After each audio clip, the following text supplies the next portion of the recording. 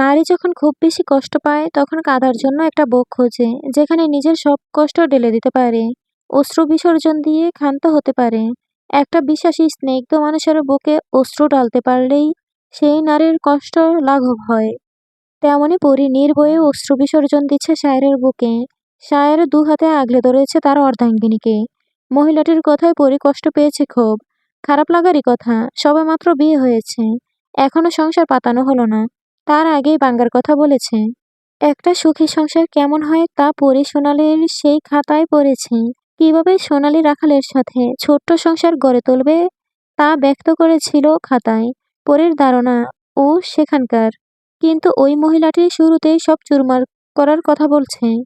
এজন্য ব্যথিত হয়ে নয়নের জলে ভাসছে পরী। শায়ের কিছুক্ষণ পরীকে আলিঙ্গন করে নিজের দিকে ফিরালো। আপন হস্তে পরীর চোখের পানি মুছে দিয়ে বলে, আপনি না সাহসী, আপনার মন না শক্ত, তাহলে এভাবে বাচ্চাদের মতো কাঁদছেন কেন? উনি বলে গেলেন। আমি কি সত্যি? মুখে হাত দিয়ে কথা আটকে দিল শায়ের। তারপর গালে আলতো করে হাত রেখে বলল, মানুষের কথায় নিজের চরিত্রকে বিচার করবেন না। নিজের মানসিকতা দিয়ে নিজের চরিত্রকে দেখুন, জানুন। পরের কথায় চোখের জল ফেলবেন না, কষ্ট পাবেন না। উনি যদি মিথ্যে বলে থাকেন তাহলে আপনার আর আমার মাঝে কেন এত দূরত্ব বলুন? সেটা তো আমার জন্যই, তাই না? আমি পারি না কাউকে আপন করে নিতে, সেজন্যই তো উনি আমাকে এসব বলে গেছে। দ্বিতীয়বারের মতো পরীকে জড়িয়ে নিল শায়ের। তার করা ভুলটা পরী নিজের মাথায় নিয়েছে। শায়েরই ইচ্ছে করে দূরে থেকেছে। আসলে রূপালীর কথাগুলো শোনার পর শায়ের ভাবছে, সত্যিই সে পরীর যোগ্য নয়। তাই সে দূরে থেকেছে। কিন্তু পরী যে তাকে অতি সন্নিকটে চায় তা শায়েরের জানা ছিল না। শায়ের বলল, আমাকে ক্ষমা করুন পরীজান। ভুলটা আমারই। আমার থেকে আপনার দূরত্ব বাড়বে না কোনোদিন। কথা দিলাম, আমি দূরে থাকলেও আমার রুহ সবসময় আপনার কাছে থাকবে। পরী নিজেও শক্ত করে ধরে শায়েরকে। কান্না মিশ্রিত কণ্ঠে বলে, আমি সম্পূর্ণ একা হয়ে যাব আপনি না থাকলে। আমাকে একা ফেলে কোথাও যাবেন না। আমি শুধু ছোট্ট একটা সংসার চাই, এছাড়া আর কিছুই চাই না আমি। আপনি যা চাইছেন তাই হবে, এবার কান্না বন্ধ করুন। পরী কান্না থামালেও শায়েরকে ছাড়ল না, আষ্টেপৃষ্টে ধরে রাখে। পরীর এহেন কাণ্ড দেখে শায়ের হেসে ফেলল। বলল, ছাড়বেন না আমাকে? আজ থেকে কাজে যেতে হবে। আজকে যাওয়ার দরকার নেই, কাল থেকে যাইয়েন। কেন? আজকে আমার মন খারাপ, আপনি চলে গেলে মন আরো খারাপ হয়ে যাবে। আবারও হাসে শায়ের, আর একটু গভীরতার সাথে আলিঙ্গন করে পরীকে। শায়ের কিছু বলতে যাবে তখনই কুসিনার গলার আওয়াজ ভেসে আসে। শায়ের পরী দুজনেই তড়িঘড়ি করে দুপাশে সরে দাঁড়ায়।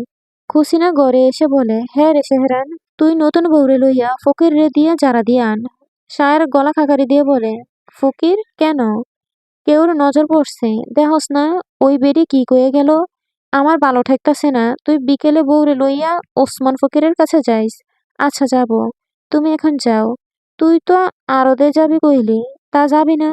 আজকে না, কাল থেকে যাব। খুসিনা মাথা নাড়তে নাড়তে চলে গেল। শায়ের আবার পরীর কাছে এসে বলল, মন খারাপ যেন করতে না দেখি, বিকেলে গ্রাম ঘুরতে নিয়ে যাব, দেখবেন ভালো লাগবে। ফুপু যে ফকিরের কথা বলল, কুসংস্কার আমি বিশ্বাস করি না। আমি থাকলেই আপনার উপর থেকে নজর কেটে যাবে। শায়ের পরীকে রেখে আরদে যায়নি, ঘরে বসেই পায়চারি করছে। সকালের নাস্তা সেরে তার কিছুক্ষণ পরেই খুসিনার সাথে রান্না করতে গেল পরী। প্রতিদিন রান্না করতে করতে খুসিনা তার নিজের জীবন কাহিনী শোনায়। বিয়ের কয়েক বছর পরই তার স্বামী মারা যায়। তার ছেলের বয়স তখন 4 বছর। স্বামী গৃহ থেকে বঞ্চিত হয়ে সে বড় ভাই সাখাওয়াত মানে শায়েরের বাবার কাছে আশ্রয় নেয়। বাকি 3 ভাইয়েরা বউদের কথাতে খুসিনার থেকে মুখ ফিরিয়ে নিয়েছে। তারাই বা কি করবে? অভাবের সংসার নিয়ে নিজেরাই টানাপোড়েনে আছে। শায়ের তখন 7 বছরের বালক। দুর্ভাগ্যবশত শায়েরের মা মারা যান এবং একই বছরে খুসিনার ছেলে পানিতে পড়ে মারা যায়। পুত্রশোক কাটাতে শায়েরকে তিনি নিজ সন্তানের মতো আগলে রাখেন। বড় করে তোলেন শায়েরকে। সেই থেকেই শায়ের ফুপু ভক্ত। সাখাওয়াত মারা যাওয়ার পর শায়ের নিজেই পরিবারের হাল ধরে। কাজের জন্য দূর দেশে পাড়ি জমায়। প্রতি মাসে খুসিনার খরচ পাঠালেও সে আসে না। বছরে 2 কি 3 বার আসে। তবে এখন খুশি না, ভীষণ খুশি। শায়ের এখন থেকে এখানেই থাকবে। সে প্রতিদিন শায়েরকে দেখতে পাবে। এতেই তিনি খুশি। পরী ফুপুর পাশে বসে বসে রান্না শিখছে। খুব মন দিয়ে কড়াইয়ের দিকে তাকিয়ে আছে। রান্না তাকে শিখতেই হবে। রান্না শেষ হতেই ফুপু পরীকে গোসলে যেতে বলল। সিঁদুর রঙা শাড়ি আর গামছা হাতে পরী কলপারে গেল। টিন দিয়ে চারদিকে বেড়া দেওয়াতে বেশ সুবিধা হয়েছে। কলপারের দরজা খুলতেই চমকে ওঠে পরি। সায়ের সবে নিজের গামছাটা দড়িতে রেখেছে। পরি বলে উঠল, আমি পরে আসব। দাঁড়ান, আপনি আগে গোসল করুন, আমি পরে করব। না, আপনি আগে এসেছেন, আপনিই আগে গোসল করুন। সায়ের পরির হাত টেনে ভেতরে এনে বলে, আমি বালতি ভরে দিচ্ছি, আপনি আগে গোসল করুন। পরি চুপচাপ দাঁড়িয়ে রইল। সায়ের কল চেপে বালতি ভরল, তারপর চলে গেল। দরজা আটকে দিয়ে গোসল করে নেয় পরি। অতঃপর গায়ে শাড়ি জড়িয়ে ভেজা চুল গামছা পেঁচিয়ে বাইরে আসে। ধোয়া শাড়িটা রোদে মেলতে গেল। খোলা বারান্দায় বসে আছে সায়ের। সদ্য গোসল করা পরীকে দেখে কয়েক মুহূর্তের জন্য থমকে গেল সে। ফর্সা শরীরে যেন লাল রঙা ফর্সা শরীরে যেন লাল রংটা একটু বেশি শোভা পায়। পানিতে শাড়ির কিছু কিছু অংশ ভিজে গেছে, যেখানটা উন্মুক্ত দেখাচ্ছে। দৃশ্যটা সুমধুর লাগছে সায়েরের কাছে। অপলক দৃষ্টি মেলে সেদিকে তাকিয়ে আছে সায়ের। নিজের কাজ শেষ করে পরি এগুলে ঘরের দিকে। সায়েরকে এখনো বসে থাকতে দেখে বলে, আপনি এখন গোসলে যাননি? আমার হয়ে গেছে। কিন্তু আমার হয়নি। কি? আপনাকে দেখা? কি? পরি মৃদু চিৎকারে হুঁশ ফিরল সায়েরের। চটজলদি দাঁড়িয়ে বলল, কিছু না, আমি যাচ্ছি। দ্রুতপদে সায়ের প্রস্থান করে। পরি কিছু বুঝল না, বোঝার চেষ্টাও করল না, কারণ নামাজের সময় পার হয়ে যাচ্ছে। বিকেলের সূর্যের তেজ অনেকটাই কমে আসছে। পশ্চিম আকাশে পশ্চিমে ডুবতে শুরু করেছে উত্তপ্ত দিবাকর। শীত কমতে শুরু করেছে। আর কিছুদিন পর বসন্ত এসে উকি দিবে। গাছের পাতা জোরে নতুন পাতা গজাবে। তখন প্রকৃতির আমেজটাই অন্যরকম থাকবে। রাস্তার পাশ দিয়ে হেঁটে যাচ্ছে এক দম্পতি। তারা আর কেউ নয়, সায়ের আর পরি। মন ভালো রাখার জন্য ঘোরাঘুরির প্রয়োজন, তাই পরীকে গ্রাম ঘুরিয়ে দেখাচ্ছে সায়ের। নেকাবের আড়াল থেকে পরীর চোখ দুটো সব দেখছে। পথে অনেকের সাথে কথা বলেছে। পরীকে পরিচয় করিয়ে দিয়েছে। পরি নিজেও পরিচিত হয়েছিল। এই প্রথম সে এভাবে গ্রাম দেখতে বের হয়েছে। আগে সে রাতের অন্ধকারে গ্রাম দেখত। এখন দিনের আলোতে চারদিক দেখতে বড়ই ভালো লাগছে। সন্ধ্যার আগে বাড়ি ফিরল ওরা। চম্পা বারান্দায় বসেছিল। সায়েরকে পরীর হাত ধরে আসতে দেখে নড়েচড়ে বসে। ওই হাতটা চম্পার ধরার কথা ছিল, কিন্তু দুর্ভাগ্যবশত আজ পরী ধরে আছে। হেরোনা সারাদিনের কাজ শেষ করে পুকুর থেকে গোসল করে আসলো। চম্পাকে ওভাবে তাকিয়ে থাকতে দেখে সে দৃষ্টি অনুসরণ করে সেও তাকালো সায়েরের দিকে। বেজা শরীরটা যেন জ্বলে উঠল ওনার। চম্পাকে ধমক দিয়ে বললেন, সন্ধ্যার সময় এইখানে কি করস? যা ঘরে। চম্পা উঠে দাঁড়িয়ে বলে, আমার জীবন শেষ কইরা দিয়ে এখন কথা কও তুমি? তোরে অনেক বড় ঘরে বিয়া দিমু, তুই সুখী হবি। ওই এতিম পোলার আছে কি, আর তোরে দিব কি? চম্পার চাপা রাগ নিয়ে বলে, সুন্দর একখানা মন আছে তার, কিছু না দিতে পারলেও ভালোবাসা দিতে পারতো। তুমি রাগে হিংসায় জ্বলতা, এখন আমি জ্বলি। চম্পা রাগে ফুঁসতে ফুঁসতে ঘরের ভিতরে চলে গেল। হেরোনা মেয়েকে গালমন্দ করতে করতে কাপড় বদলাতে চলে গেলেন। বারবার মেয়ের মুখে সেহরান সেহরান শুনতে ভালো লাগে না তার। ছেলেটার এখন বিয়ে হয়েছে, তবুও তার নাম জপছে মেয়ে। মনে মনে সায়ারকে কটু কথা বলতে ভুলল না সে। সন্ধ্যার আসরে গল্প জমাচ্ছে খুশিনা, তবে আজ তিনি পরি আর সায়রের সাথে গল্প করছেন। এই কথা সে কথা বাজে বক বক করছেন। পরি গালে হাত রেখে তা শুনছে, তার ফাঁকে ফাঁকে সায়রের দিকে তাকাচ্ছে। সায়রের চেহারা কেমন উদাস উদাস ভাব। দেখে বোঝা যাচ্ছে সে ফুপুর কথাতে মন বসাতে পারছে না। পরে ঠোঁট টিপে হাসলো। পাশের বাড়ির একজন মহিলা ঘরে এলো। কুসিনাকে উদ্দেশ্য করে বলল, ও ফুপু, তোমারে মায় কখন যাইতে কইছে, তুমি এখনো বইয়া আছো? তারপর তিনি সায়ের আর পরীর দিকে তাকিয়ে হেসে বলল, তুমিও না ফুপু? সেহেরান নতুন বিয়া করছে। কই ওগো, একটু একলা সময় দিবা তা না। আমি হইলে সন্ধ্যার পর দুজনরে ঘরে তালা দিয়ে চলে যাইতাম। মহিলাটির লাগামহীন কথাবার্তা শুনে গুটিয়ে গেল পরি। লজ্জা অনুভূত হতেই মাথা নুইয়ে ফেলল। এখানকার মহিলারা নির্লজ্জ। সব কথা সরাসরি বলে দেয়। বড় ছোট দেখে না তারা। খুসিনা দমকে বললেন, মুখে লাগাম টান। আমার বাইয়ের বেটা হয়, কথা কমায়া কইস। উত্তরে মহিলাটি হাসল শুধু। খুসিনা ঘর থেকে বের হতে হতে পরীকে দরজা আটকে দিতে বলল। পরে উঠে গিয়ে দরজা বন্ধ করে দিল। আগের স্থানে এসে বসতেই সায়ের বলল, ওখানেই বসেছেন কেন? আমার পাশে এসে বসুন। আমাদের তো এখনো সময় কাটাতে হবে। সায়েরের মুখে হাসি দেখে পরি বুঝলো সে মজা করছে। পরশু থেকে কথা বলেনি, আজকে এসেছে সময় কাটাতে। পরি এসব ভাবতে ভাবতে পালঙ্কে গিয়ে বসে। রুষ্ট চিত্তে কণ্ঠে বলে, কাল সারাদিন এই কথা মনে ছিল কি? কাল সারাদিন এই কথা মনে ছিল কি? তখন তো দূরে দূরে থাকতেন, এখন এসেছেন সময় কাটাতে। পরের হাত টেনে ধরে কাছে এনে দুজনের দূরত্ব গুছিয়ে ফেলে সায়ের। কণ্ঠ খাদে নামিয়ে বলে, ক্ষমা তো চাইলাম পরিজান, আবারও চাইবো? না থাক, এতবার ক্ষমা চাওয়ার প্রয়োজন নেই, হাঁপিয়ে যাবেন। আপনাকে পাওয়ার জন্য দুনিয়ার সব অন্যায় নিজের ঘাড়ে নিয়ে হাজারবার ক্ষমা চাইতে আমি প্রস্তুত। রাতের প্রহর যত বাড়তে থাকে নিস্তব্ধতাও সমানতালে বাড়ে, থেমে যায় মানুষের কলরব। ঘুমন্ত মানুষটাকে মৃত্যু পরে মনে হয় তখন। তখন যে জেগে থাকে একমাত্র সেই টের পায় নীরবতা। শীত কমতে থাকাতে এই সময়টাতে গরম লাগছে পরীর। গায়ের কম্বলটা সরিয়ে দিল, মাথা তুলে সায়রকে দেখে নিল। সে গভীর ঘুমে আচ্ছন্ন। পরী হাতে আরেকটু জোর দিয়ে জড়িয়ে ধরে সায়রকে। স্বামীর বুকে মাথা রেখে ঘুমাচ্ছিল সে। হঠাৎই ঘুমটা ভেঙে গেল পরীর। কোনো স্বপ্ন দেখেনি, এমনিতেই ঘুম ভেঙেছে। একইভাবে সারা রাত ঘুমিয়ে থাকলে তো কষ্ট হবে সায়রের, এপাশ ওপাশ ফিরতে পারবে না। তাই পরি সিদ্ধান্ত নিল নিজের বালিশে ঘুমানোর। কিন্তু সে উঠতে পারল না। সায়র ততক্ষণে জেগে গেছে। চোখ বন্ধ রেখেই সে বলে উঠল, এমন করছেন কেন পরিজান? আমাকে একটু ঘুমাতে দিন। বলতে বলতে হাতের বাঁধন আরো শক্ত করে সায়ের। আমি আবার কি করলাম? আপনার সুবিধার জন্যই তো সরে যাচ্ছি।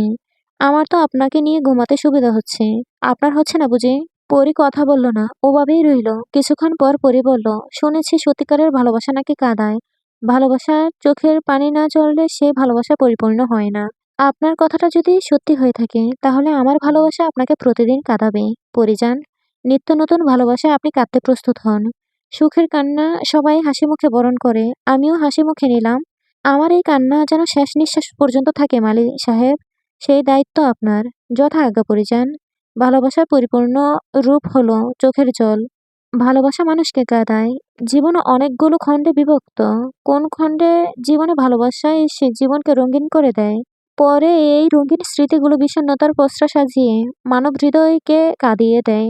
আবার কিছু খণ্ডে যে সুখ পায়, তখন সুখের কান্নায় আবেগে আপ্লুত হয়।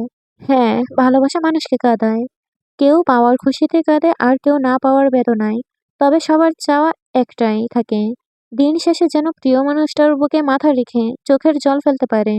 সকাল সকাল আরতে চলে গেল সায়ের। আজকে ওর কাজের প্রথম দিন। পরি উঠোনে দেওয়া দরজা পর্যন্ত সায়েরকে এগিয়ে দিয়ে আসে। ঘরে এসে পরি শূন্যতা অনুভব করে।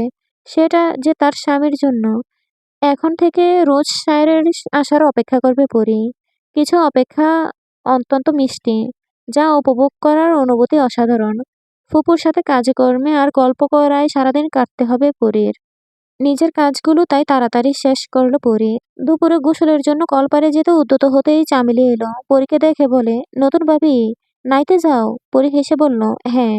ও, আমার লগে পুকুরে যাইবা? না, পুকুরে যাওয়া মানা আমার। তোমার ভাই যেতে বারণ করেছে। আরে নতুন ভাবি, পুকুরে কেউ যায় না। আমাগো ঘরের পিছনের পুকুরটা। আমরা বাড়ির মানুষ যাই খালি। আব্বা আর কাকারা তো খেতে গেছে। আইব সন্ধ্যার পর। আহো, তুমি আর আমি যাই। মজা হইব। চামেলির কথা শুনে হাসল পরি। তারও ইচ্ছে করে পুকুরে সাঁতার কাটতে, কিন্তু সায়ের মানা করেছে, তাই সে যাবে না বলে। কুসিনাও পরীকে একবার পুকুরে যেতে বলে। শ্বশুর বাড়ির কোথায় কি আছে তা দেখতে হবে না? পরি ভাবলো সায়ের তো এখন বাড়িতে নেই। সে কোথায় গোসল করছে তা তো সায়ের দেখবে না। একদিন পুকুরে গেলে কিছু হবে না। বাড়িতে থাকতে স্বাধীনতা পায়নি। এখানে অন্তত মালার মতো কেউ থাকবে না। কাপড় রেখে গামছা নিয়ে পরি চামেলির পিছন পিছন গেল। বড় ঘুমটা টেনে এদিক ওদিক তাকাতে তাকাতে গেল পরি। পুকুর ঘাটে গিয়ে ভালো করে চারদিকে দেখে নিল সে। চারদিক ঝোপঝাড়, কলা গাছ আর কলা গাছ। তাছাড়া পুকুরে আসতে হলে বাড়ির ভিতর দিয়ে ছাড়া আসার কোনো কায়দা নেই। চম্পা সবে পুকুরে গোসলে নেমেছে। পরি আর চামেলিকে দেখে অবাক হলো সে। রাগান্বিত কণ্ঠে চামেলিকে বলে, তুই নতুন বাবিরে এইখানে আছোস কেন? শেহারান ভাই মানা করছে না নতুন বাবিরে নিয়ে বাইরে যাইতে? আমাকে পুকুরে তো কেউ আহে না আপা, হের লাইগা নিয়ে এলাম।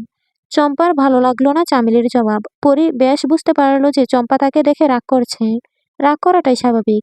তাই পরি কিছু বলে না। চম্পা দ্রুত উঠে চলে গেল। চামেলি পুকুরে নামতে নামতে বলল, নতুন ভাবি সাবধানে নামেন। গাঠ কিন্তু পিছলা। পরি তাই সাবধানে নামলো। দুটো খেজুর গাছ পাশাপাশি রেখে গাঁট বানানো হয়েছে। বহুদিন পানিতে ডুবে থাকার কারণে গাছ দুটোতে শ্যাওলা ধরে গেছে, যার ফলে পিচ্ছিল হয়ে গেছে। তাই দেখে শুনে পা ফেলছে পরি। পুকুরের পানিতে শরীর ভেজাতে বেশ ভালো লাগলো পরির। বেশিক্ষণ সাঁতার কাটলো না সে। তাড়াতাড়ি উঠতে হবে। চামেলি আগে উঠে এলো, কিন্তু পরি উঠতে গিয়ে পড়লো বিপাকে। হাত ফসকে সাবান পড়ে গেল পানিতে। পরি চামেলিকে ডেকে বলল, সাবানটা পানিতে পড়ে গেছে চামেলি, এবার কি হবে? ডুব দিয়া খুঁজো, পাইয়া যাইবা। আমার কতবার সাবান হারাইছে, হাতড়াইলে পাইয়া যাইবা। ডুব দাও। চামেলির কথা মতো পরি আবার পানিতে নামলো। ডুব দিয়ে সাবান খোঁজার চেষ্টা করলো। পানির নিচে কতক্ষণ আর দম আটকে থাকা যায়? সাবান না পেয়ে পরি পানির উপরে এসে বড় করে দম ছাড়লো। তবে সাথে সাথে দম আটকে আসার উপক্রম হলো। কারণ চামেলির জায়গাতে স্বয়ং সায়ের দাঁড়িয়ে আছে। পরনে তার গেঞ্জি আর লুঙ্গি, হাঁটু পর্যন্ত উঠিয়ে গিট্টু দেওয়া তার লুঙ্গিটা। মনে হচ্ছে যুদ্ধ করার প্রস্তুতি নিয়ে এসেছে সায়ের। সাহসী পরী স্বামীর বয়ে ডুব গেল। সায়ের পরীকে বারবার বাইরে যেতে নিষেধ করে দিয়েছি। সায়ের বাড়িতে না থাকলে তো একেবারেই পরীর বাইরে যাওয়া নিষেধ। সায়েরের হাতে একটা ছোট লাঠি দেখে পরে আরো ঘাবড়ে গেল। মারবে নাকি? সায়ের গম্ভীর কণ্ঠে বলল, আপনি পুকুরে এসেছেন কেন? আমি যাওয়ার আগে কি বলে গিয়েছিলাম মনে রাখেননি, তাই না? না মানে আসলে আজকেই এসেছি। আর কখনো আসবো না, কথা দিচ্ছি। আমার কথা না রেখে এখন কথা দেওয়া হচ্ছে। পরী করুণ স্বরে বলল, মাপ চাইছি, আর হবে না। উঠে আসুন। সাবান পড়ে গেছে। খুঁজে পাচ্ছি না তো। আপনি একটু দেখুন না খুঁজে। পরীর অসহায় মুখ দেখে সায়ের পানিতে নামলো। ডুব দিয়ে মুহূর্তে সাবানটা খুঁজে আনলো। সাবান দেখে পরীর মুখে হাসি ফুটল। সায়ের থেকে সাবানটা নিয়ে বলল, যাক অবশেষে পাওয়া গেল। এখন আর খুশি হওয়া লাগবে না। আমাকে কথা দিন আর কখনোই পুকুরে আসবেন না। আর আমি ছাড়া কারোর সাথে বাড়ির বাইরে যাবেন না। আমাকে নিয়ে এত ভয়ের কি আছে মালি সাহেব? সায়ের পরের হাতটা ধরে কাছে টেনে নিল, বলল, আমার একটি আমার একটিমাত্র পরিজান। আমি চাই না যে আমি ছাড়া পরিজানের দর্শন অন্য পুরুষ করুক। আপনাকে আমার কাছে খুব যত্ন করে আগলে রাখবো। আপনার হাতে লাঠি দেখে ভাবলাম মারবেন বুঝি আমাকে। ভালোবেসে কাঁদাতে চেয়েছেন না? লাঠি দিয়ে মেরে কাঁদাবো? পরি মৃদু রাগ নিয়ে বলে, কি? সায়ের হাসলো, অতঃপর পরীকে নিজ আলিঙ্গনে নিয়ে বলে, ভালোবেসে কুল পাই না, আবার মারবো? পাড় থেকে চামেলির গলা শোনা গেল, আরে শেহরান ভাই, তোমরা এখনো ওঠো নাই? ঠান্ডা লাগবো যে। থমথমে খেয়ে পরীকে ছেড়ে দিল সায়ের। কিন্তু চামেলির ভাবান্তর নেই। বোকা মেয়েটা অত কিছু বুঝলো না। সায়ের দমকে চামেলিকে বলল, তোর মার খেয়ে হয়নি, দাঁড়া আবার আসছি। দৌড়ে চলে গেল চামেলি। একটু আগে সায়ের পুকুরের পাড়ে এসে চামেলিকে দু গা লাগিয়েছে পরীকে গাটে আনার জন্য। বাড়ি ফিরে এসে সে যখন দেখলো ঘরে পরি নেই, তখন তার ফুপুকে জিজ্ঞেস করে। সায়েরকে রাগ করতে দেখে সমস্ত দোষ তিনি চামেলির ওপর দিয়ে দেন। যার ফলস্বরূপ লাঠির বাড়ি চামেলির ওপর পড়ে। পরীকে নিয়ে বাড়ি ফিরে এলো সায়ের। আজকে ভালোই ভালোই বেঁচে গেছে। আর এই ভুল করা যাবে না। মালার কথা মনে পড়ল পরীর। মালা সায়েরকে বলেছিল পরীকে আগলে রাখতে। সায়ের সেই চেষ্টাই করছে। বেজা কাপড় বদলে গড়ে এলো পরী। সে সায়েরকে জিজ্ঞেস করলো, আপনি আজ চলে এলেন যে? বলে গেলেন তো সন্ধ্যায় ফিরবেন। আপনাকে দেখার আকাঙ্ক্ষা আমাকে টেনে নিয়ে এলো পরিজান। পারলাম না থাকতে। আপনি কি আমাকে একটুও মনে করেননি? আপনাকে তো ভুলিনি, তাহলে মনে পড়বে কি? একটা মানুষকে তখনই মনে পড়ে যখন তাকে ভোলা যায়। সায়ের পরীর কাছে আসার চেষ্টা করতেই খুসিনে এসে ঢুকলো। মুখটা বিকৃত করে সায়ের সরে গেল। তাকে আবার আড়তে যেতে হবে। প্রতিদিন দুপুরে সে খাওয়ার জন্য আসবে। এই চুক্তিতে সে কাজে ঢুকেছে। এখন যাবে, আবার আসবে সন্ধ্যার পর। বেশিক্ষণ থাকলো না সায়ের। দুপুরের খাবার শেষ করেই চলে গেল। পরবর্তী সময়টুকু সায়েরের জন্য সে অপেক্ষা করতে লাগলো। অপেক্ষা করতে করতেই সন্ধ্যা নেমে এলো। ফুপু বাড়িতে নেই। অভ্যাস মতো সে পাশের বাড়িতে গেছে। দরজায় টোকা পড়তেই খুশি হলো পরি। দ্রুত দরজা খুলতে গিয়েও থেমে গেল। সায়ের বলেছিল রাতে সে যদি না ফেরে, তাহলে দরজায় আওয়াজ পেলেই যাতে সে দরজা না খোলে। তাই পরি থেমে গেল। আগে জানা দরকার কে এসেছে। তাই জিজ্ঞেস করলো, কে?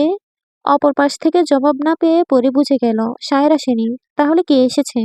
দরজায় কান লাগিয়ে ওপাশে উপস্থিত মানুষটার উপস্থিতি বোঝার চেষ্টা করছে পরি। কয়েক মুহূর্ত দাঁড়িয়ে থেকে আর শব্দ শোনা গেল না। পরি ভাবল বোধহয় শায়েরই এসেছে। তাকে পরীক্ষা করেছে। তাই সে পরীক্ষা দিতেও প্রস্তুত হলো। আবারও জিজ্ঞেস করলো, পরিচয় না দিলে দরজা খোলা যাবে না। যদি কথা না বলেন তাহলে চলে যান এখান থেকে। এবার জবাব এলো। মোটা কণ্ঠস্বরে একজন পুরুষ বলে উঠল, শেহরান ভাই আছেন? চমকে গেল পরি। সত্যিই তো শেহরান আসেনি। তাহলে কে এলো? দরজা তো কিছুতেই খোলা যাবে না। কিন্তু ভয় সে পেল না। শত্রুকে প্রতিহত করতে পরি জানে। এই একজনকে শেষ করতে কয়েক মুহূর্ত যথেষ্ট। পরি দরজা থেকে একটু পিছিয়ে গিয়ে বলে, উনি বাড়িতে ফিরেনি, আপনি চলে যান। গেল না লোকটা। ওখানে দাঁড়িয়ে থেকে বলল, নতুন ভাবি, আমি হইলাম পলাশ, আপনার দেবর। দরজাটা একটু খুলেন। আপনার লগে সাক্ষাৎ করতে আইলাম। পরি জানে না আদৌ কোনো দেবর আছে কিনা। এটাকে তো কিছুতেই ঘরে আসতে দেওয়া যাবে না। পরি বলল, আপনি চলে যান, আপনার ভাই আসলে তখন আইসেন। আপাতত চলে যান। পলাশ যাইতে চাইল না। পরীকে বারবার দরজা খোলার অনুরোধ করতে লাগলো। পরি জবাব দিতে দিতে হয়রান, শেষে হাল ছেড়ে পালঙ্কে বসে রইল। পলাশ অনেকক্ষণ দাঁড়িয়ে থেকে চলে গেল। তার কিছুক্ষণ বাদেই আবার দরজায় কড়া নাড়ল কেউ। পরি বিরক্ত হয়ে গেল। নিশ্চয়ই পলাশ নামের লোকটা আবার এসেছে। সে রেগে বলে, এত গাড়তেরা কেন আপনি? এসেছেন কেন আবার? চলে যান। তবে এবারের গলার আওয়াজ পরিচিত পরীর। আপনি কি আমার উপর রেগে আছেন পরিজান?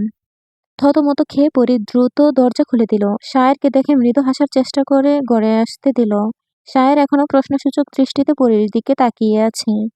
পরি তা বুঝতে পেরে বলল, পলাশ নামের আপনার কোনো ভাই আছে? কেন বলুন তো? সে এসেছিল আপনার খোঁজে।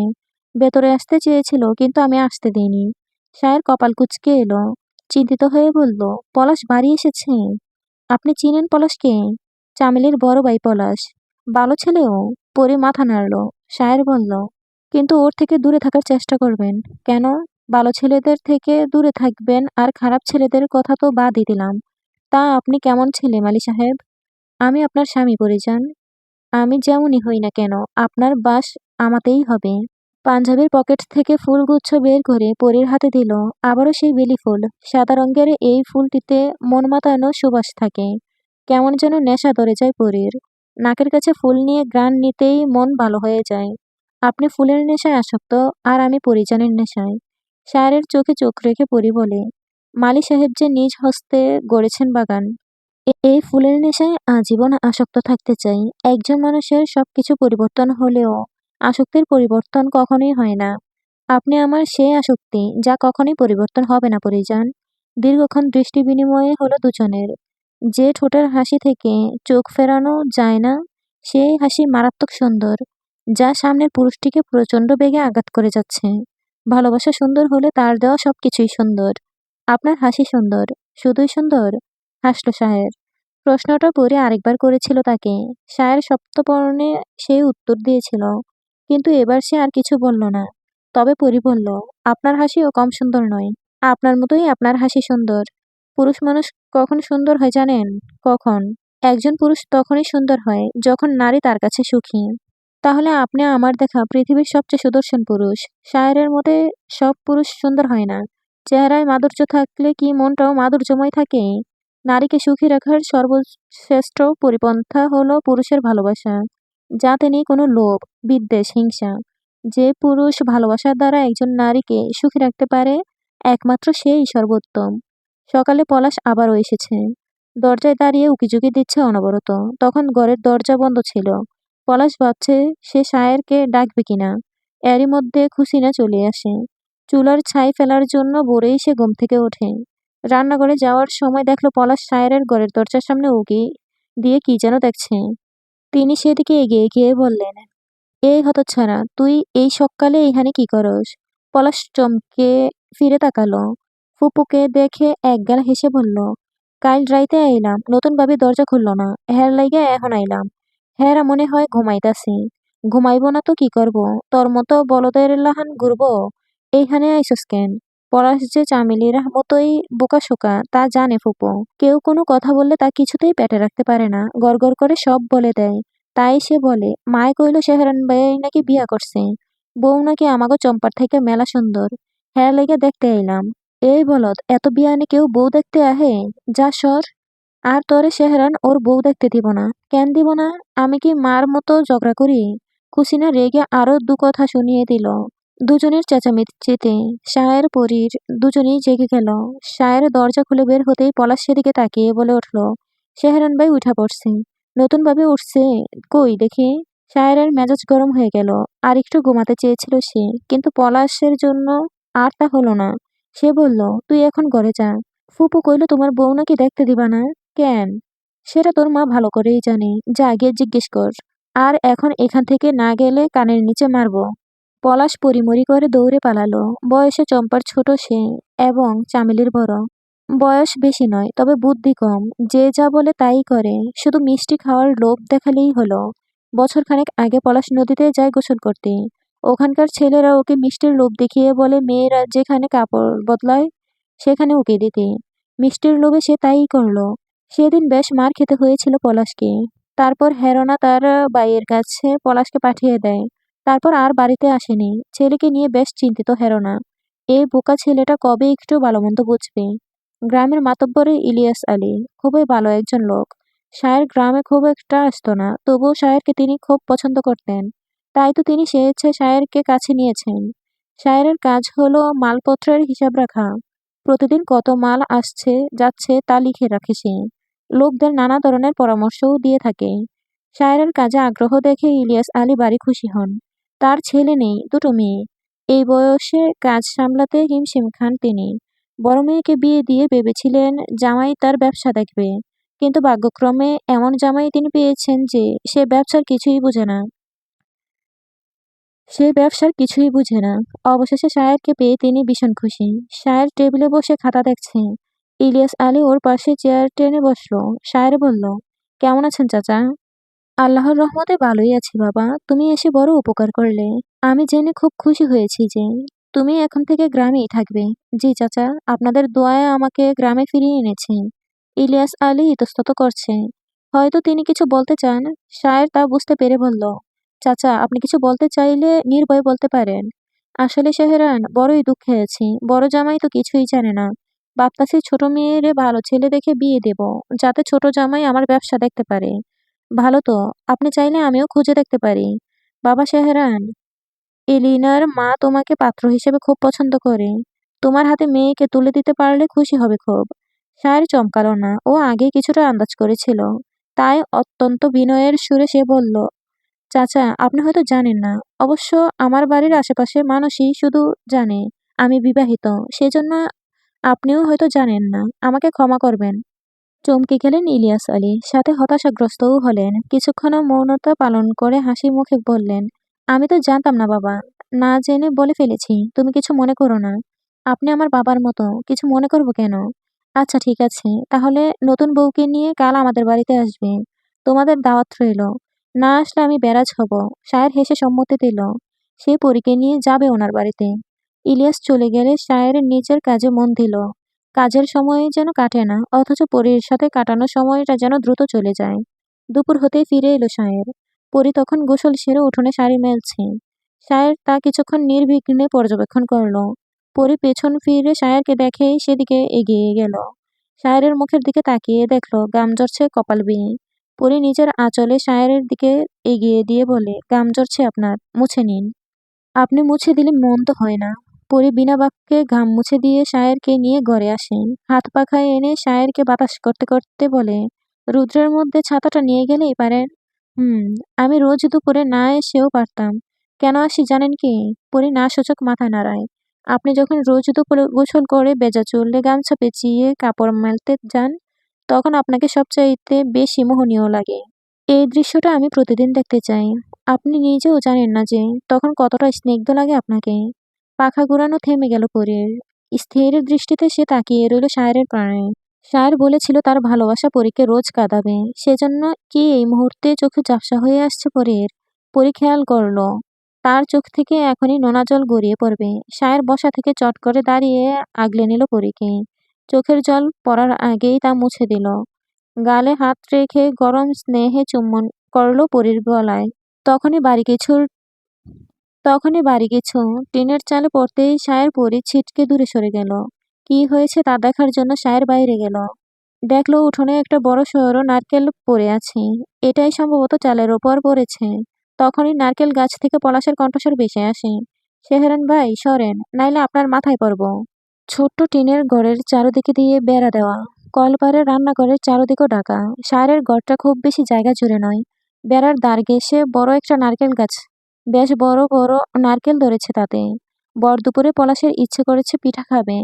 হেরনার কাছে বায়না ধরতেই তিনি বললেন নারকেল পাড়ার জন্য। হুট করেই সে গাছ চেপে বসে আর বিপত্তি ঘটায়। শায়ের বুঝতে পেরেছে এই ছেলেটা যতদিন বাড়িতে থাকবে কাউকে শান্তিতে থাকতে দিবে না। কুসিনাও চলে এসেছে। তিনি হেরনার ঘরের সামনে গিয়ে গলা ছেড়ে বলতে লাগলেন, ও হেরো, তোর বলদ দামরা পোলা কি মানুষ হইব না? এই ভর দুপুরে গাছে উইঠা কি করতেছে? হেরনাও তেরে এলেন ঘর থেকে। তাতে তোমার কি? আমার পোলায় পিঠা খাইব। তোমার এত বাদে কেন? ঘরের চালে নারকেল ফালাইছে, ঘরটা তো খাইব। পোলা নামা। নামবো না আমার পোলা। আমি দেখছি আমার পোলার ভালো তোমার সহ্য হয় না। তা দূরে যাও না, এইখানে আহ কেন? শায়ের ধমকে পলাশকে গাছ থেকে নামায়। চালের টিন ডেবে গেছে কিছুটা। এটাকে ঠিক করতে হবে, নয়তো বাদল দিনে বৃষ্টির পানি পড়বে। ঝামেলা ছাড়া এই ছেলে কিছুই করতে পারে না। বছরখানেক আগে যে ঘটনা ঘটিয়েছে, তারপর এখন বাড়িতে এসেছে। বাইরে কেউ দেখলে আস্ত রাখবে না ওকে। কয়েকদিন পরই চলে যাবে সে। তাই হেরোনা আদর যত্ন করছেন ছেলেকে। এই মুহূর্তে হেরোনার সাথে ঝগড়ার কোনো মানেই হয় না। কুসিনা যা বলার বলুক।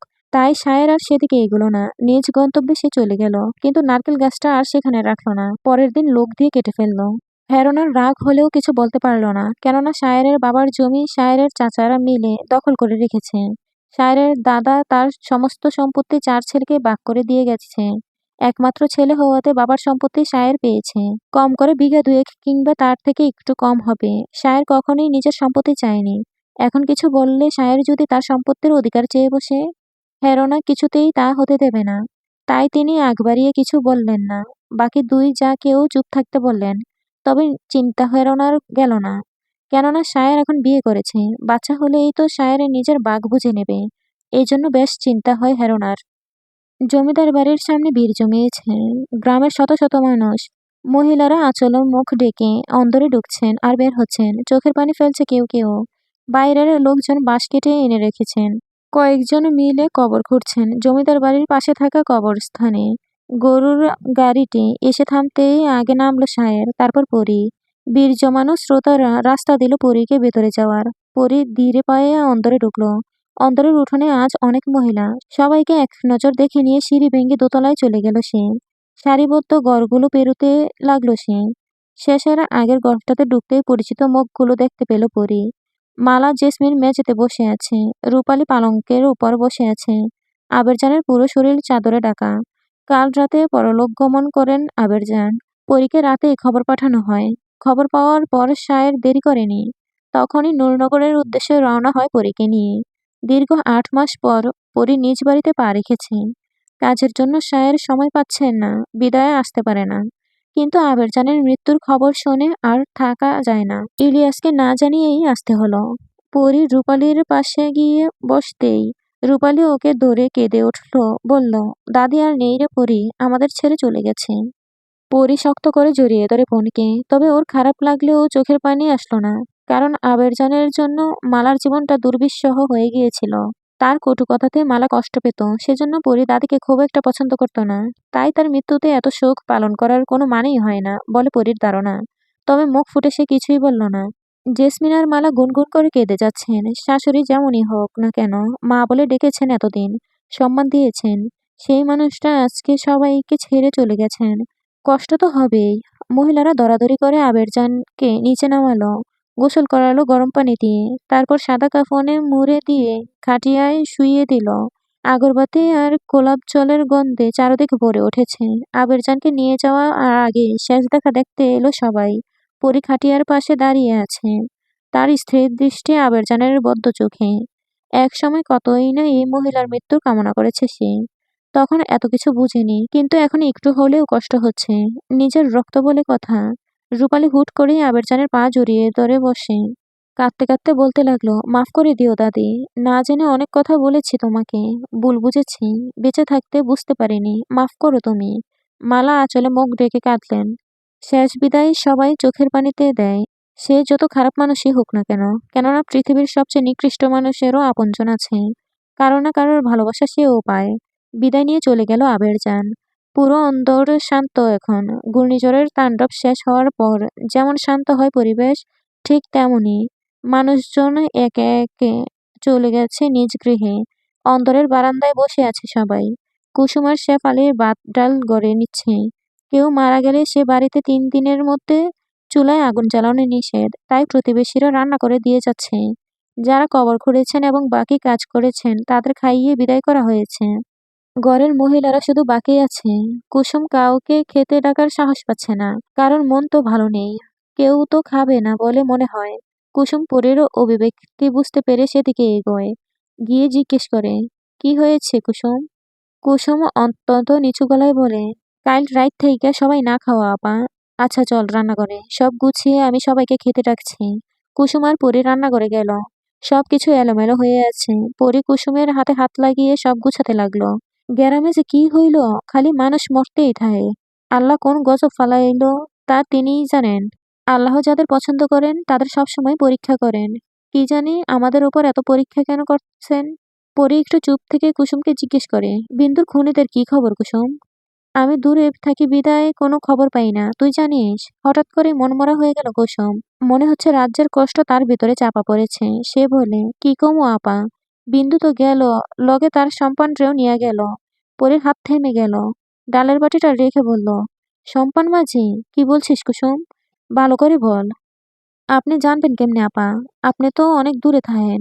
আপনি এই বাড়ি থেকে যাওয়ার 7 দিন পর সম্পানের গলায় দড়ি দিছে আপা। বিন্দুরে যেই গেছে ঝুলাইছিল, সেই ডালেই ফাঁসি দিছে। সম্পানের মা পাগল হইয়া গেছে আপা। পরি নিশ্চুপ রইল কিছুক্ষণ। সম্পান যে এইভাবে আত্মহত্যা করবে তা ভাবেনি পরি। সম্পানের জন্য খারাপ লাগছে। বিন্দুকে ছাড়া বেঁচে থাকা কঠিন বলে এই ছেলেটা নিজেকে শেষ করে দিল। ওদের ভালোবাসার পরিণতি এতটা কঠিন না হলেও পারত। কেন জানি আজ পরীর কষ্ট হলো না। কষ্ট পেতে পেতে সে হাঁপিয়ে গেছে। পরী আর ভাবতে পারল না সম্পানকে নিয়ে। সে বাটিতে ডাল তুলতে তুলতে বলল, আর কিছু নেই কুসুম, শুধু ডাল? হ আপা, আর কিছু নাই। সকাল সকাল সবাই তাড়াতাড়ি কইরা ডাল রান্না করছে। পরী চুপ থাকলো, ভাবলো সায়ের তো ডাল পছন্দ করে না। ও বাড়িতে শুধু পরী আর ফুপি ডাল খেত। কিন্তু আজকে সায়ের খেয়েছে তো। পরী চোখ তুলে কুসুমের দিকে তাকালো, বলল, উনি খেয়েছে কুসুম, সায়ের ভাই খাইছে তো। তুই দেখেছিস? আমি নিজে খাওয়াইয়া আইছি তারে। ও, আর কোনো বাক্য ব্যয় করল না ওকেও। পরী সবকিছু গুছিয়ে বাইরে এলো। প্রথমে কেউ খেতে না চাইলেও পরী জোর করে সবাইকে নিয়ে গেল। তবে পেট ভরে কারোর খাওয়া হলো না। সবাই কোনো রকম খেয়ে নিজ ঘরে চলে গেল। পরীও ঘরে গেল। সায়ের জানালার দ্বারে দাঁড়িয়ে আছে।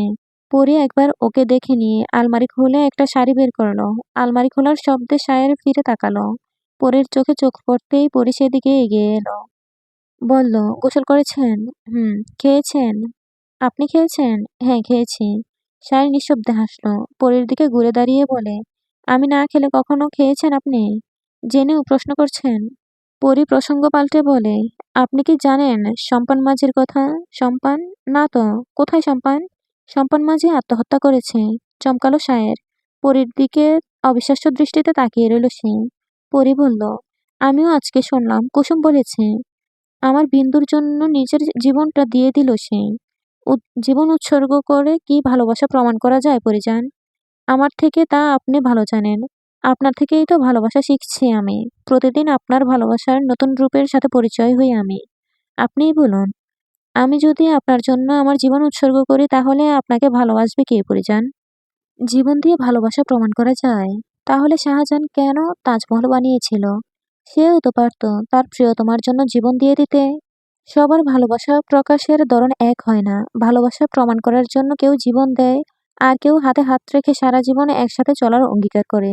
ভালোবাসা সম্পর্কে সবার চিন্তাধারা ভিন্ন হলেও ভালোবাসার কোনো পরিবর্তন হয় না। পরিবর্তন হয় সময় এবং পরিস্থিতি। সময়ে বেড়ে জালে আটকে যায় সব, পাল্টে যায় ভাগ্যের লিখন। গামছা আর শাড়ি হাতে নিয়ে ধৈর্যহীন চোখে শায়েরকে দেখছে পরী। সব সময় অদ্ভুত লাগে শায়েরকে। যখন শায়ের কথা বলে তখন ওর চোখ থেকে চোখ ফেরানো দায়। পরী আটকে যায় সুরমা পরিহিত ওই চোখে। পরী বলে ওঠে, আপনার পরিজানকে ভালোবাসতে হলে আপনাকে বেঁচে থাকতে হবে মালি সাহেব। আপনার ভালোবাসা ছাড়া পরিজান আর কিছুই চায় না। সম্রাট শাহজাহান তার স্ত্রীর জন্য তাজমহল বানিয়েছে, জানেন কি? পরী মাথা নেড়ে বলে, হুম। ভারতের সম্রাট শাহজাহান, তার স্ত্রীর নাম মমতাজ। স্ত্রীকে তিনি এতটাই ভালোবাসতেন যে তার জন্য বিশাল বড় তাজমহল বানিয়েছেন। ইতিহাসের সেরা সেই মহল। তিনি তার ভালোবাসা প্রমাণ করার জন্য তাজমহল বানিয়েছেন। আপনি কিভাবে প্রমাণ করবেন? শায়ের মৃদু হেসে জবাব দিল, শাহজাহানের মতো তাজমহল বানাতে পারবো না বলে কি আমার ভালোবাসা মিথ্যে পরিজান? এখন সারা বিশ্ব দেখলেও মমতাজ কিন্তু তাজমহল দেখেনি। আমি চাই না আমার অনুপস্থিতিতে আপনি আপনার ভালোবাসার প্রমাণ দিন। কারণ আপনার চোখে আমি প্রতিদিন প্রমাণ পাই। শুধু এইটুকুও আমার পাওয়া। তাজমহলেই কি শুধু ভালোবাসা হয়? কুঁড়ের ঘরে হয় না বুঝি? শায়ের উত্তর না দিয়ে হাসল। পরী আর সময় ব্যয় না করে শায়েরকে তার জন্য অপেক্ষা করতে বলে সে গোসল করতে চলে গেল। রূপালী তার ছেলেকে কোলে নিয়ে বসে আছে। পরী তখন রূপালীর ঘরে গেল। মনমরা হয়ে বসে আছে রূপালী। পরীকে দেখে সে হালকা হাসার চেষ্টা করছে। পরী হাত বাড়িয়ে দিল ছোট্ট পিকুলের দিকে। পিকুল এখন বসতে পারে। পরীকে দেখে সে এক পলক মায়ের দিকে তাকিয়ে আবার পরীর দিকেও তাকায়। পরীও অবিকল তার মায়ের মতোই সুন্দর, মায়ের থেকে একটু বেশি বলা চলে। তবে পরীর হাসিটা যেন রূপালীর মতোই। পিকল ঝাঁপিয়ে পড়ে পরীর কোলে, পরীর বুকের সাথে মিশে থাকে সে। রূপালী বলে, দেখ, জন্মের পর তো তোকে পাইনি বলতে গেলে, কি সুন্দর খালামণি চিনে নিয়েছে। কেন চিনবে না? আমাদের রক্ত না। আমার কাছে আসবে না তো কার কাছে যাবে? তাই তো দেখছি। দাদিকে কি ভুল বুঝেছ আপা? কোন ভুলের মাফ চাইছিলে তুমি? হঠাৎ করেই রূপালী চুপ করে গেল। এদিক ওদিক পলক ফেলে চোখ আড়ালে ব্যস্ত হলো সে। পরে আবারও জিজ্ঞেস করতেই সে বলে, অনেক কটু কথা শুনিয়েছি তাকে। বুড়ো মানুষ। আমার ঠিক হয়নি দাদির সাথে খারাপ আচরণ করা, তাই মাফ চাইলাম। পরি পিকুলের গালে হাত বুলাতে বুলাতে বলল, সেজন্য এভাবে বলার মানুষ তুমি নও আপা। আমি জানি তুমি দাদিকে কতটা অপছন্দ করতে, কিন্তু সে কি এমন মহান কাজ করলো যে তার কাছে এভাবে মাফ চাইলে? তোমার চোখ বলছে তুমি মিথ্যে বলছো। রূপালী দীর্ঘশ্বাস ফেলে বলে, সত্যি আমি দাদিকে চিনতে অনেক দেরি করে ফেলেছি। মানুষের বাইরে সত্তা দেখা গেলেও ভেতরের সত্তা বোঝা কঠিন। তুইও বুঝবি পরি। সময় এলেই বুঝবি। সময়ের অপেক্ষা করতে পারবো না, তুমিই বলো। কিছু কিছু প্রশ্নের উত্তর সময়ের থেকে নিতে হয়, তাহলে সেই উত্তর থেকে অনেক কিছু জানা যায়। এখন বল, একটা প্রশ্নের উত্তর নিবি নাকি অনেক প্রশ্নের? জবাব না দিয়ে রূপালীর দিকে তাকিয়ে রইল পরি। এই মুহূর্তে বোনের ভাবমূর্তি বুঝতে অক্ষম সে। সবকিছু দুআশা মনে হচ্ছে। পরীর মনে হচ্ছে ওর সামনে যা আছে তা শুধুমাত্রই আবছা, মেঘে ঢাকা সবকিছু। মেঘ কেটে গেলে সবকিছু স্পষ্ট হয়ে যাবে। ৩ দিন পর মিলাদের আয়োজন করা হয়। হুজুর ডেকে এনে ঘরেই সবকিছু সম্পন্ন করা হয়। এই ৩ দিন পরী আর সায়ের জমিদার বাড়িতে থাকলেও এখন তাদের চলে যেতে হবে। পরী কেন যেন থাকতে ইচ্ছে করলেও থাকা হয়ে ওঠে না। সায়ের তাকে ফেলে যেতে নারাজ, তাই স্বামীকে ফেলে তার থাকা হয়েও ওঠে না। যাওয়ার আগে আবেরচানের কবর দর্শনে গেল সে। ইতিমধ্যে বাঁশের বেড়া দেওয়া হয়ে গেছে। একদিন মাটির নিচে সবাইকে যেতে হবে। আগে কিংবা পরে যেতেই হবে। তবে ইমানের সাথে যাওয়া শ্রেয়। পরী জানে না কি এমন ভালো কাজ করেছে আবেরচান, যার জন্য রূপালী আজ এত আফসোস করছে তার জন্য। বোনের কথা মতো সে সময়ের থেকে সব জবাব নিবে বলে মন স্থির করেছে। সায়ের পরীর পাশে এসে দাঁড়িয়ে বলে, আমাদের যেতে হবে পরীজান, চলুন। পরী সায়েরের দিকে এক পলক তাকিয়ে আবার কবরের দিকে তাকালো, বলল, কবরস্থানের দিকে তাকালে মনে হয় পৃথিবীর সব আয়োজন বৃথা। সব শত্রুতা, বিরোধিতা, হিংস্রতা, এমনকি ভালোবাসাও এখানে স্থির। তাহলে কেন এত দ্বন্দ্ব মানুষের মাঝে? কেন সবাই কবরে যাওয়ার প্রস্তুতি নেয় না? সবার মস্তিষ্ক একই রকম দেখতে হলেও চিন্তাধারা এক নয় পরিজান। সবাই যদি আপনার মতো ভাবতো, তাহলে সবাই ভালোবাসাতে পূর্ণ থাকতো, ঠিক আপনার মতো। অতঃপর পরীর হাত ধরে নিয়ে গেল সায়ের। যাওয়ার আগে বাড়িটাকে ভালোভাবে দেখে নিল পরী। এই কি সেই বাড়ি যে বাড়িতে পরী ছিল? সবকিছু স্বাভাবিক থাকলেও পরীর কাছে সবকিছু অস্বাভাবিক লাগছে। পরীকে অন্যমনস্ক দেখে সায়ের জিজ্ঞেস করে, আপনি কি কোনো কিছু নিয়ে চিন্তিত? পরী জবাব দিল, আমার কেন জানি মনে হচ্ছে এই জমিদার বাড়িতে কিছু একটা হচ্ছে, যা আমার অজানা। কিন্তু আম্মা, আপা, কুসুম, শেফালি, দাদি এবং জুম্মান জানে। কি এমন হয়েছে সবার? হয়তো আপনার দাদির মৃত্যুতে সবাই কষ্ট পেয়েছে, তাই এরকম লাগছে সবাইকে। না, আমি কুসুমকে দেখেছি। রান্নাঘরে ওর সাথে খাবার বাড়ার সময় ওর হাত অস্বাভাবিকভাবে কাঁপছিল। এমনকি পুরো শরীরও। সামান্য বিষয় নিয়ে বেশি ভয় পাচ্ছিল। ওর গাড়ে একটা ক্ষত ছিল। আমি জিজ্ঞেস করেছিলাম, ও বলেছিল পড়ে গিয়েছে। আমি নিশ্চিত কেউ আঘাত করেছে। আর জুম্মানকে তো এই ৩ দিনে দেখলামই না। যে ছেলেটা আমার এত পাগল, সেই ছেলেটার মুখ আমি ৩ দিনে দেখলামই না। কিছু তো একটা হয়েছে। আম্মা, আপা, বাকি সবাই আড়াল করছে আমার থেকে। আপনার যদি সেরকম কোনো সন্দেহ হয়ে থাকে, তাহলে আপনি থাকতে পারেন, আমি বাধা দেব না। পরি নিশ্চুপ রইল। সায়েরকে একা ছাড়তে ওর মন সায় দিচ্ছে না। কেননা মানুষটা তাকে ছাড়া থাকতে পারবে না। পরি যে তার অভ্যাসে পরিণত হয়েছে।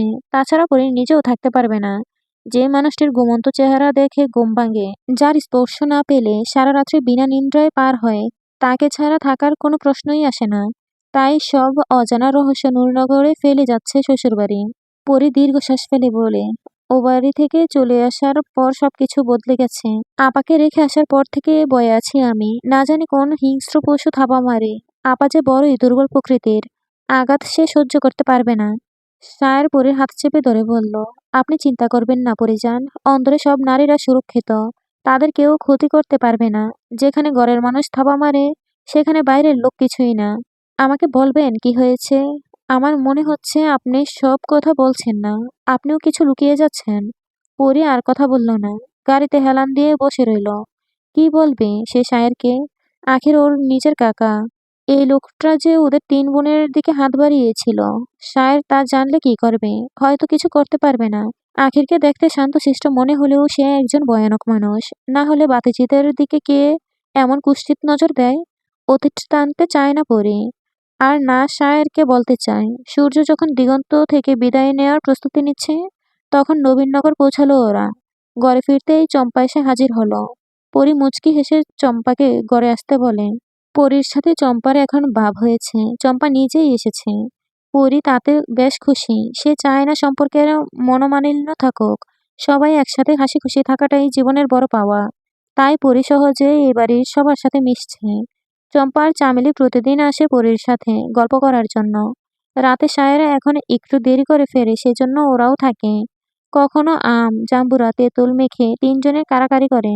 কখনো ঘরে বসে নায়ক নায়িকার কাহিনী বলে। টেলিভিশন না দেখলেও চম্পা আর চামেলির মুখে অনেক সিনেমার কাহিনী শোনা হয়ে গেছে পরীর। ওদের সাথে সময় কাটাতে বেশ ভালোই লাগে পরীর। আজকেও চম্পা এসেছে পরীর সাথে গল্পগুজব করতে। সে জলপাইয়ের আচার এনেছে পরীর জন্য। পরী হাসি মুখে তা গ্রহণ করে আচার খেয়ে বেশ প্রশংসা করলো। এর আগেও হেরোনা দেওয়ার অনেক কিছু খেয়েছে সে। তার রান্নার হাত খুব ভালো। চম্পা পরীর থেকে বিদায় নিয়ে নিজ ঘরে ফিরে গেল। ঘরে ঢুকতেই হেরোনার মুখোমুখি হলো সে। কঠিন দৃষ্টিতে মেয়েকে কিছুক্ষণ দেখে হেসে ফেলল হেরোনা। চম্পাও হাসলো, বলল, সবকিছু ঠিকঠাক হইবে তোমা। আমার কথা শুনলে সব ভালো হইব তোর। বাটিটা দে। মেয়ের হাত থেকে আচারের খালি বাটিটা নিয়ে হেরোনা চলে গেল। চম্পা নির্বাক চোখে সায়রের ঘরের দিকে তাকালো। এই ঘরটাতে সে থাকতে চায়, সায়রের বধূ হতে চায়। তার আকুল মন। তাই তো মায়ের সাথে এক নোংরা খেলায় মেতেছে সে। এতে যে হেরোনার লোভও আছে তা জানে চম্পা। তবুও ভালোবাসার মানুষকে পাওয়ার তীব্র আকাঙ্ক্ষা এই কাজে এই কাজ করতে বাধ্য করেছে চম্পাকে। ওর মতে প্রিয় মানুষকে পাওয়ার জন্য যা কিছুই করুক না কেন তা পাপ না।